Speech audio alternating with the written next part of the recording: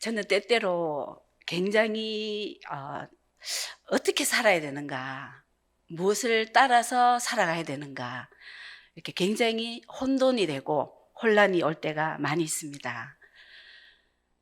우리가 나도 모르게 어떤 이 세상의 규례와 법도와 간섭과 이제 이런 것을 우리가 이 세상에 살기 때문에 어쩔 수 없이 따라가면서 살고 있는데요.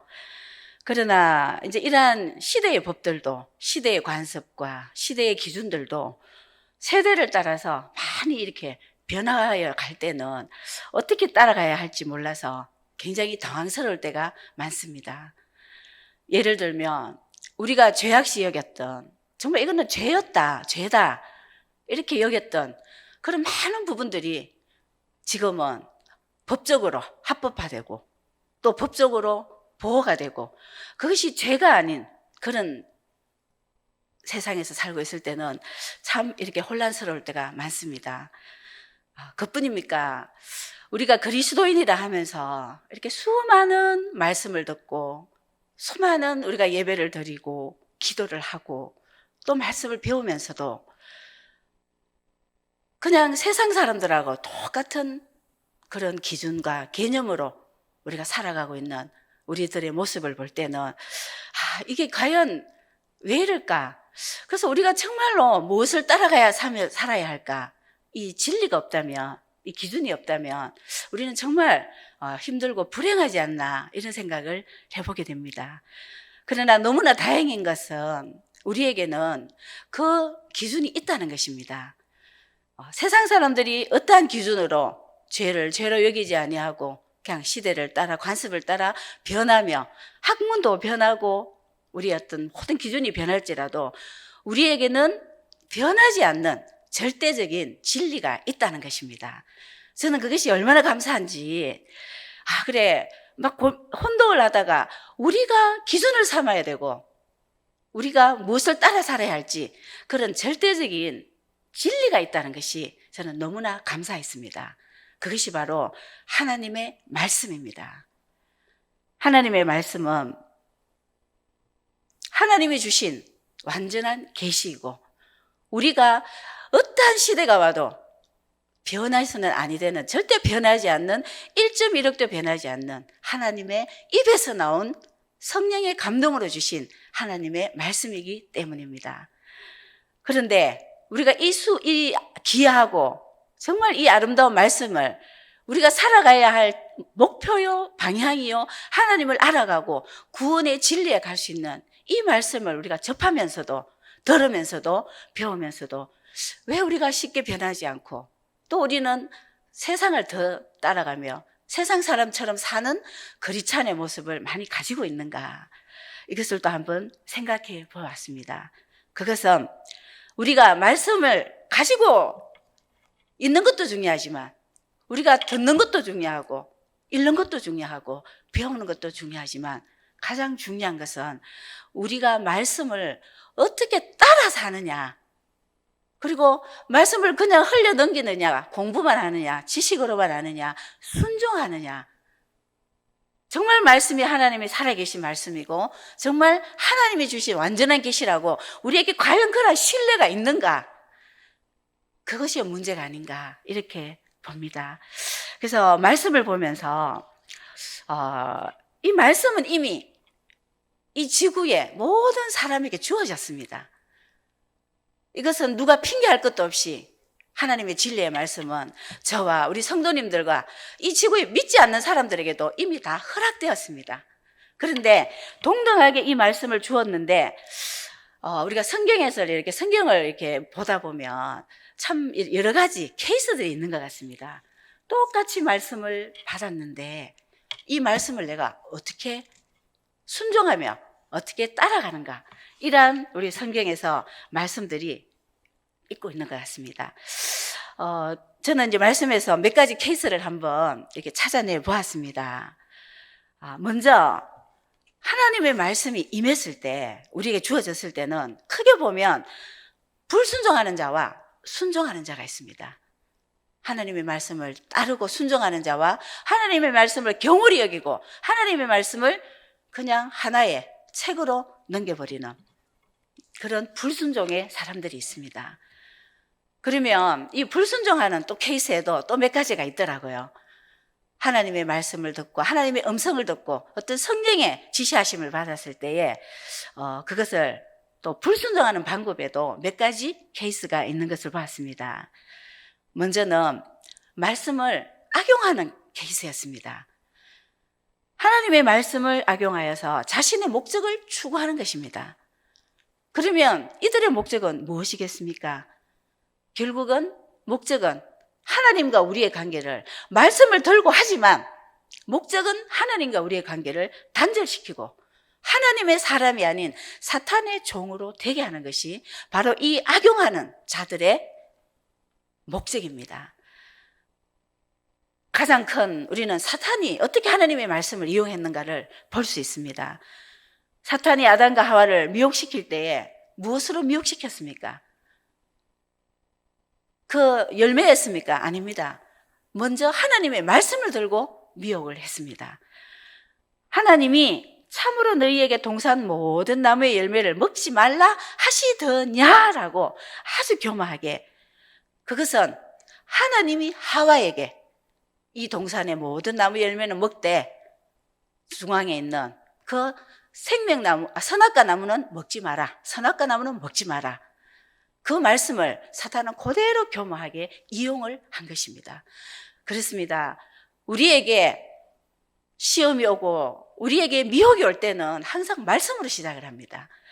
그리고 이 사탄은 그것으로 끝나지 않았죠. 예수님이 공생애를 시작할 때 성전 꼭대기에 예수님을 세우고 네가 만약에 하나님의 아들이라면 뛰어내리라. 그러면서 하는 말이 기록되었으되, 시편의 말씀을 인용합니다. 그가 너를 위하여 그의 사자들을 명하시리니 그들이 손으로 너를 받들어 발이 돌에 부딪히지 않게 하리로다 하였느니라. 이렇게 하나님의 말씀을 들고, 자, 우리가 하나님의 말씀인데 이것은 굉장히 악용을 할 때는 우리를 어마어마한 멸망으로 이끌 수 있다는 것입니다. 우리가 속을 때는. 그리고 예수님이 탄생하실 때 이 헤롯 대왕은 또 어땠습니까? 헤롯은 유대인의 왕으로 예수가 탄생한다는 소문을 듣고 성경을 잘 아는, 자기는 잘 모르지만 성경을 잘 아는 대제사장과 서기관들을 불러서 모았습니다. 이 사람들은 성경을 아니까. 그러면서 그들에게 그 그리스도가 어디에서 탄생하는지 한번 알아봐라. 이 사람들은 성경을 잘 아니까 자, 어디서 탄생하는지를 알아냅니다. 그래서 구약 성경을 통하여서 그리스도가 베들레헴에서 태어난다는 것을 알아냅니다. 그러면 이 헤롯은 이 성경을 왜 이용을 했습니까? 그는 이것을 이용하여 그 지경을 알아서 그 예수 그리스도를 죽이려는, 악을 도모하려는 악한 계략이었습니다. 자, 많은 이단들도 이렇게 악용을 합니다. 성경의 말씀의 구절들을 펴놓고 들이대면서 우리를 미혹합니다.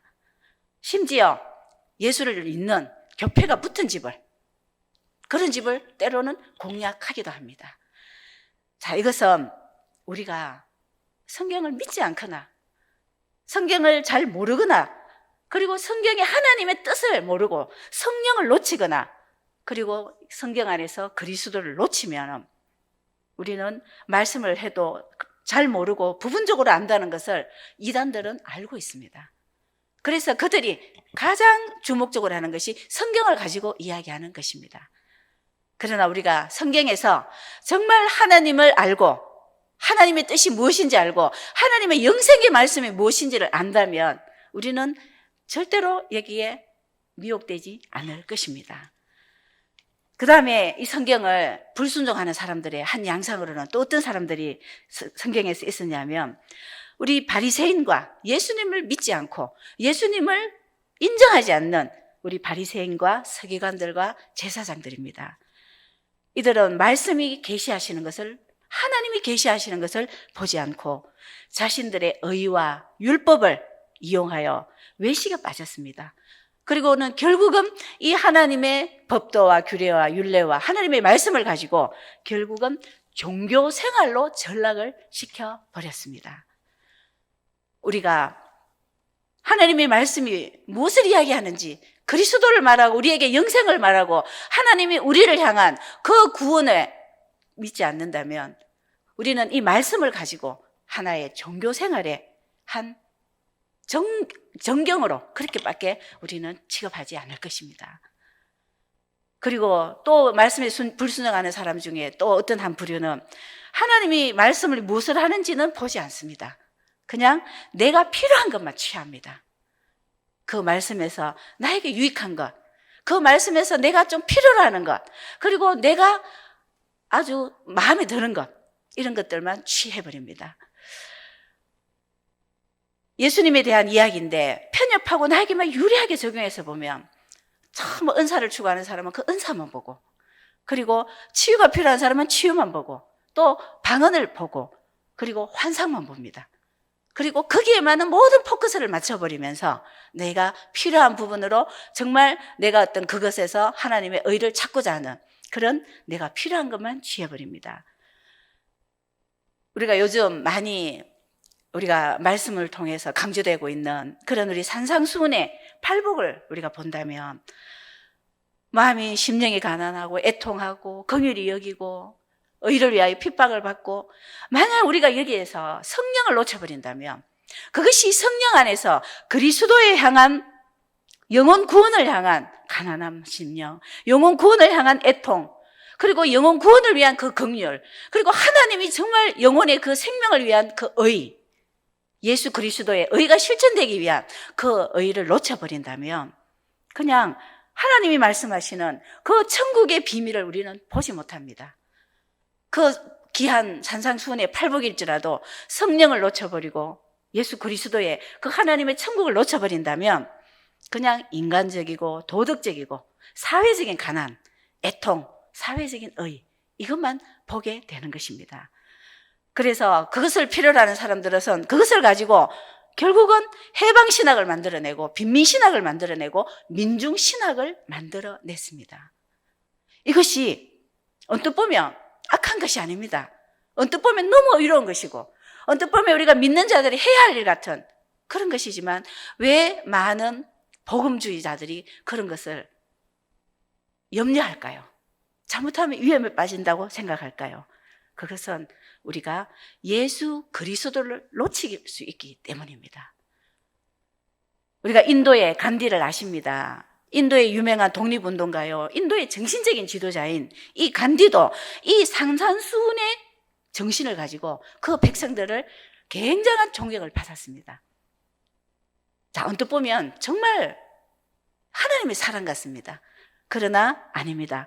우리가 예수님을 놓치고 필요한 내용만 이용한다면 아무리 아름다운 모습으로 비춰지고 우리 인간적인 눈에서는 아무리 정말 휴머니즘적인 그런 모습으로 보여지는 듯하나 그 안에는 예수 그리스도의 생명은 없는 것입니다.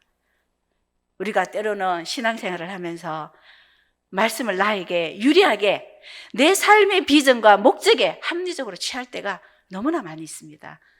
저도 그랬습니다.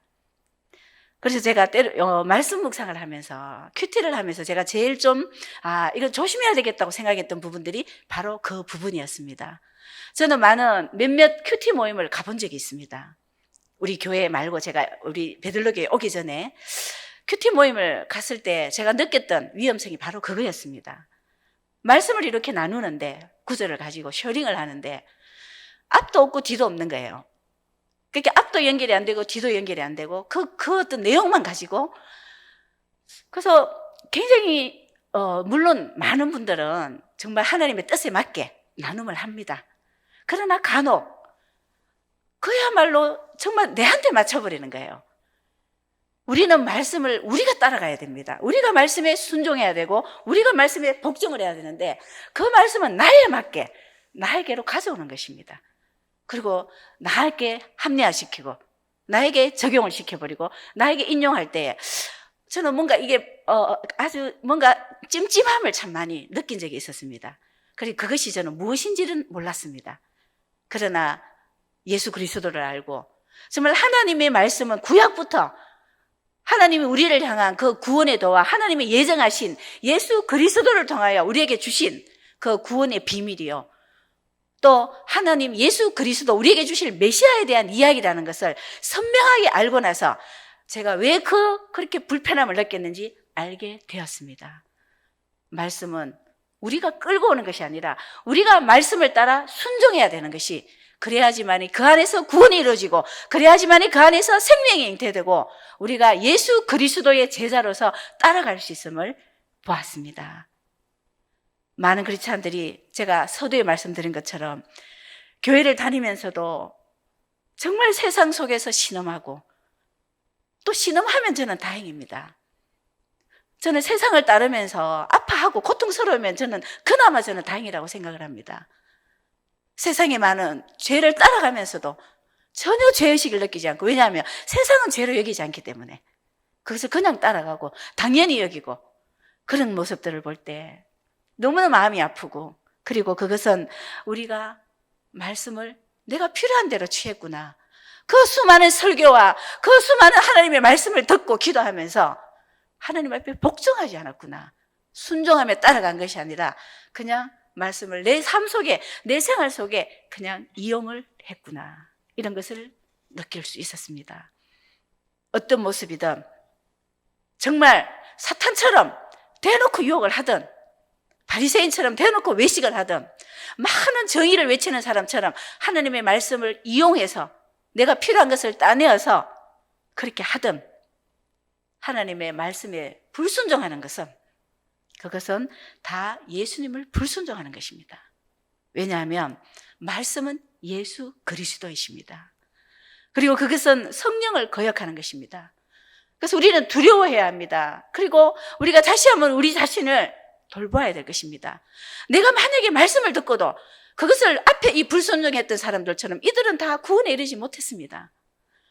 내가 말씀을 가지고도 그렇게 이용하고 활용하고 말씀을 가지고도 종교로 간다면 그것은 바로 성령을 거역하는 죄가 아닌가. 저도 내 자신을 굉장히 많이 회개하고 고백하고 자백하였습니다. 우리가 성경에서 다른 것은 용서받아도 몰라서는 또 용서받을 수 있지만, 성령을 거역하는 것은, 성령을 회방하는 것은 용서를 받지 못하는 것이라고 이야기하였습니다. 왜냐하면 그것은 생명을 얻지 못하는 길이기 때문입니다. 하나님의 말씀에 대한 불순종의 결과가 얼마나 무서운 결과를 초래하는지 우리는 성경을 통해서 보았습니다. 오늘날도 마찬가지입니다. 우리가 말씀을 순종하지 아니하고, 우리가 말씀을 정말 하나님의 살아계신 말씀으로 인정하며 거기에 굴복하지 않는다면 우리의 삶에서 하나님 앞에 얼마나 우리도 모르는 그런 두려운 결과들이 초래할지, 우리의 가정과 우리의 자녀와 우리의 후대와, 또 하나는 하나님 앞에 우리가 말씀을 전한 이 사회에 얼마나 두려운 결과들이, 우리가 말씀을 말씀대로 외치지 못하고 말씀을 말씀대로 순종하지 못할 때 얼마나 두려운 결과들이 올지 우리가 하나님 앞에 더 무릎 꿇고 하나님 앞에 물어보며 하나님 앞에 우리 자신들을 우리가 내려놓아야 할 것입니다. 그러면 왜 똑같이 다 주셨는데 저에게, 우리 성도님들에게, 우리 모든 사람에게 이 말씀을 다 주셨는데 어떤 사람은 이 말씀을 따라 생명을 얻고, 어떤 사람은 이 말씀을 가지고도 멸망에 이르고, 이 말씀을 가지고도 어둠의 사람들처럼 살아가는지요? 그 심령은 무엇인지요? 첫째는 하나님 앞에 교만한 것입니다. 그리고 완고한 것입니다. 히브리서 3장 8절에, 우리가 오늘 본문 말씀의 그 앞장에 보면 히브리서 3장 8절 말씀이 있습니다. 히브리서 3장 8절의 말씀에 보면 광야에서, 그 7절 8절 말씀을 제가 한번 보겠습니다. 그러므로 성령이 이르신 바와 같이 오늘 너희가 그의 음성을 듣거든 광야에서 시험하던 날에 거역하던 것 같이 너희 마음을 완고하게 하지 말라. 하나님의 말씀이, 그 음성이 선포되면 뭐 하겠습니까? 그 말씀을 듣지 않고 완고하게 내 마음을 닫아버리고 하나님을 영접하지 않는다면 이 말씀은 아무런 소용이 없는 것이고 아무런 효력이 없는 것입니다. 그리고 히브리서 4장 1절 말씀입니다.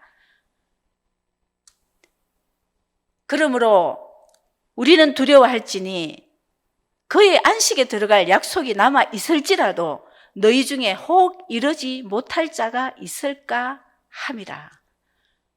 하나님은 우리에게 하나님의 영원한 안식, 그 하나님 나라, 그 새하늘과 새 땅을 약속을 하셨습니다. 그러면 우리는 그 약속을 하셨다는 걸 알기만 하면 그냥 안심을 합니다. 그래, 새하늘과 새 땅이 있다. 하나님의 말씀은 진리다. 그냥 알기만 하는 것으로 얼마나 우리는 나태하고 안일하고 안심하며 살았는지요. 어떤 모습에서는 우리는 착각을 했을 수도 있습니다.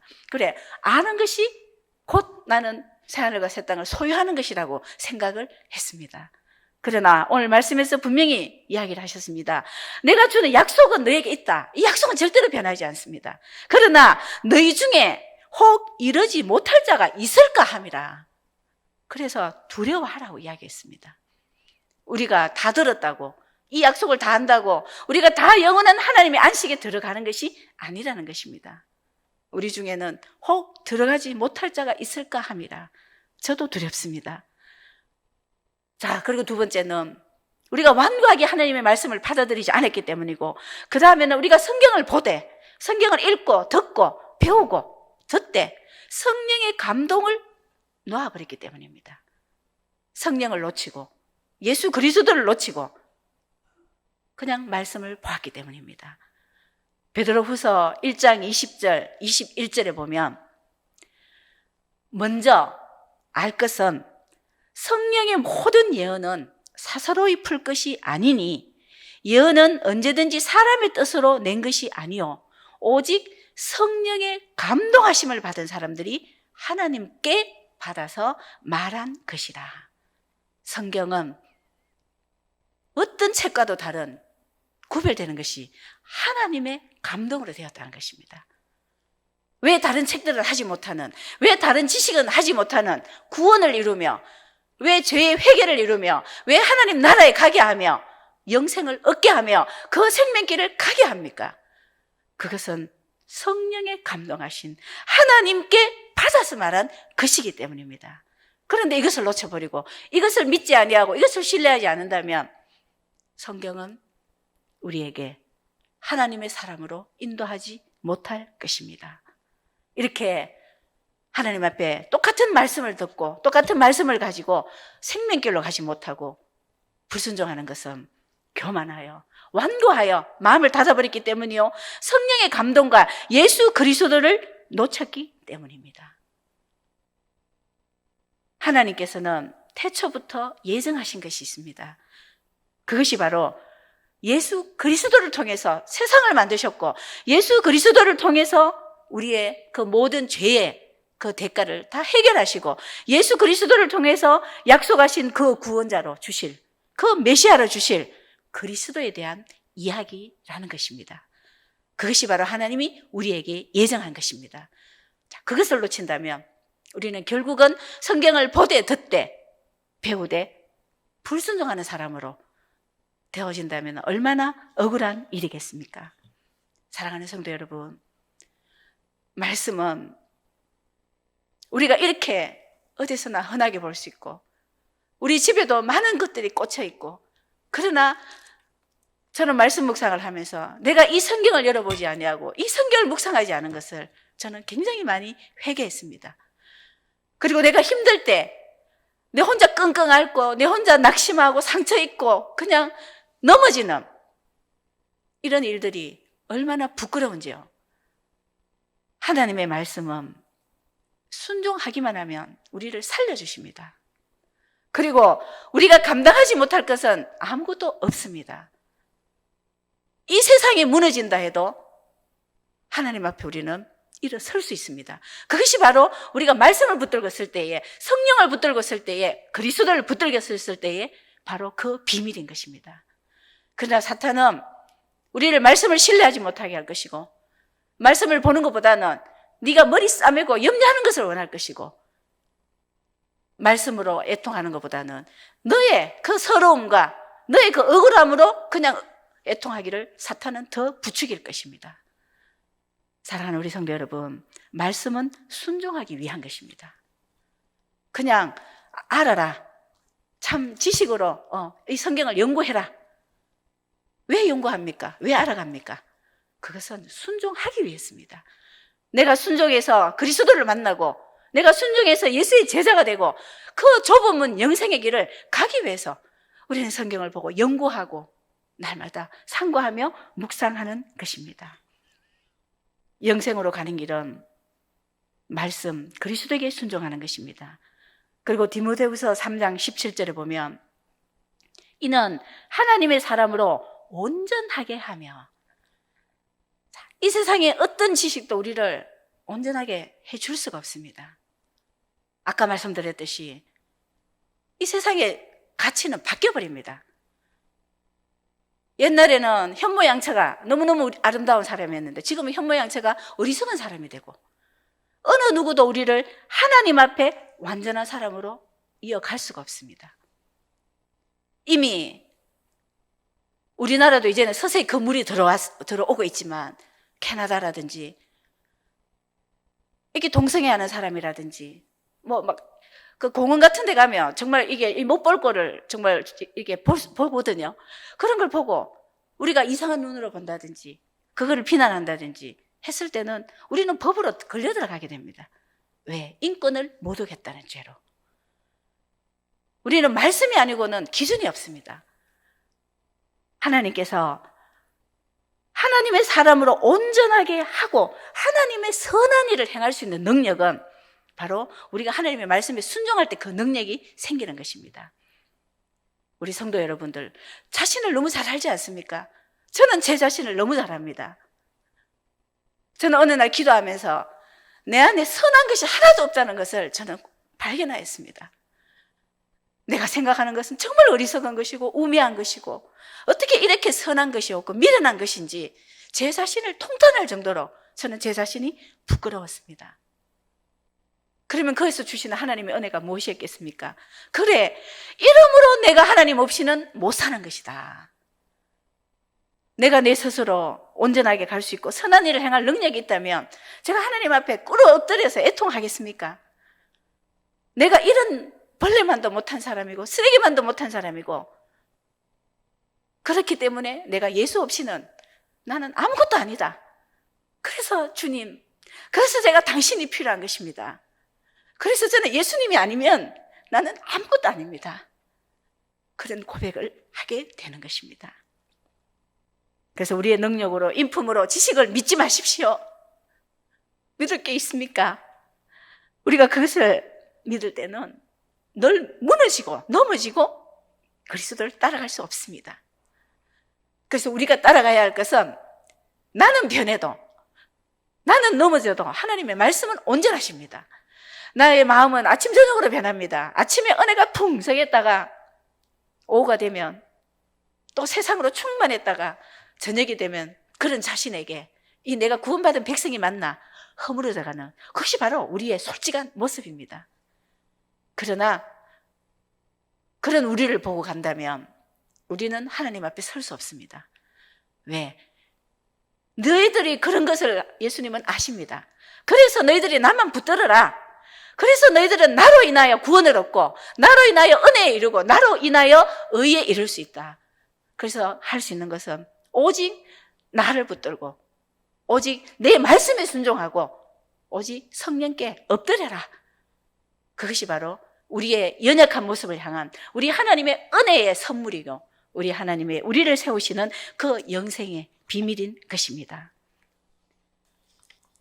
말씀은 순종하기 위한 것입니다. 영생으로 가는 길은 그리스도에게 순종하는 것이라 하였습니다. 그러므로 우리는 아는 것으로 끝나서는 되지 않습니다. 믿음으로 결부시켜야 됩니다.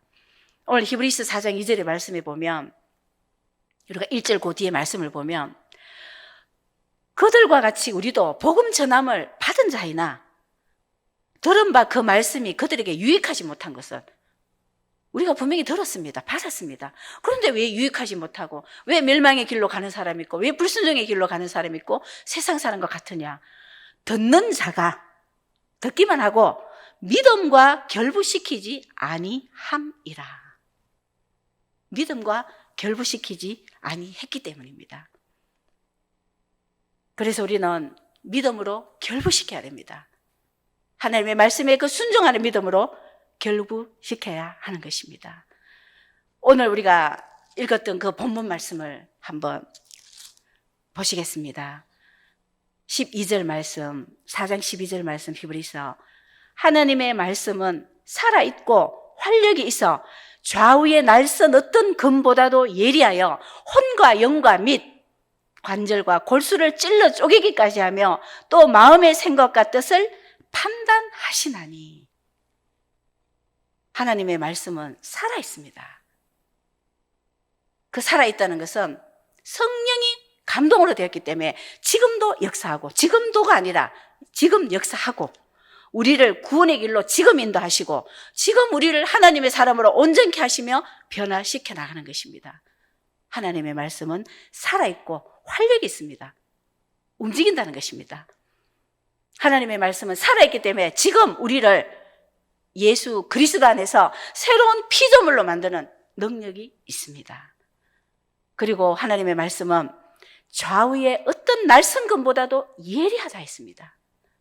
그래서 혼과 영과 및 관절과 골수를 찔러 쪼개기까지 하며, 우리 말씀으로 찔리고 쪼개임을 받으신 적이 있습니까?